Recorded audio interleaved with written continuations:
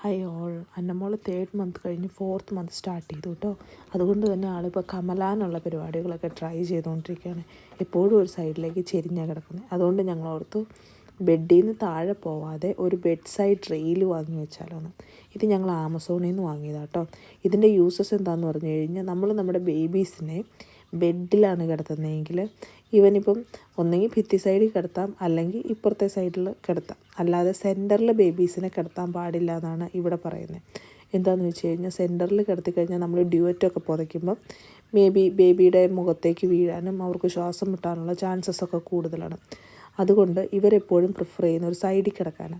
അന്നേരം കമലാനൊക്കെ നോക്കുന്നത് കൊണ്ട് തന്നെ അവൾ ചിലപ്പം നിലത്ത് വീഴാനുള്ള ചാൻസസൊക്കെ കൂടുതലാണോ എന്നുള്ളൊരു പേടി കൊണ്ടാണ് ഞങ്ങൾ ഈ ബെഡ് സൈഡ് റെയിൽ വാങ്ങി വെച്ചത്.